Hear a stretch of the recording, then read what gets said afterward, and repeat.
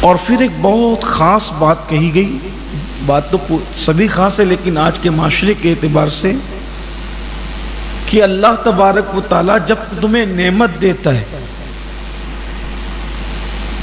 تو وہ دی ہوئی نعمت کو اس وقت تک نہیں چھینتا جب تک کہ تم ایسے حالات پیدا نہ کرو۔ جیسے اللہ تعالیٰ کسی کو عزت دیتا ہے، کسی کو روزی روٹی دیتا ہے، کسی کو خوبصورتی دیتا ہے، کسی کو صحت دیتا ہے، نعمت تو پھر نعمت ہے، بہت سی نعمت،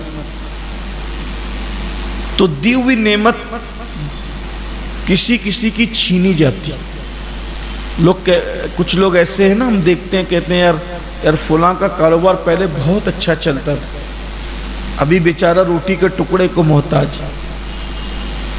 پہلے بڑی عزت تھی اس کی، آج ذلیل پھر رہا ہے۔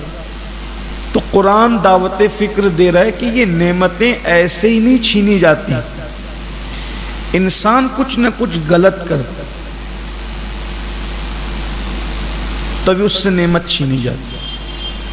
جیسے مجھے واقعہ یاد آیا کہ ایک مقرر تھے، خطیب صاحب، جب وہ تقریریں کرتے تھے تو لوگ رو پڑتے تھے اور لوگوں کی آنکھوں میں آنسو آتے تھے، لوگ بہت عمل کرتے تھے ان کی بات پر۔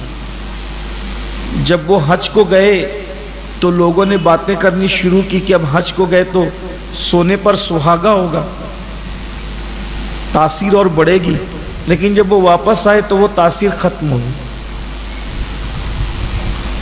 سب لوگ پریشان تھے کہ حج سے واپس آنے کے بعد تو اثر اور بڑھنا چاہیے تھا، ختم کیوں ہو گیا؟ تو کسی نے پوچھ ہی لیا کہ اثر کیوں ختم ہو گیا؟ تو کہا کہ حج کے سفر میں نمازوں میں کوتاہیاں ہوئی، نماز نہیں پڑھ سکا۔ اب وہ دور تھا اونٹوں کا، کھچروں کا، پیدل، تو کہا کہ سفر میں نماز نہیں ہو پائی، تو نماز نہ پڑھنے کی وجہ سے اللہ نے وہ تاثیر چھین۔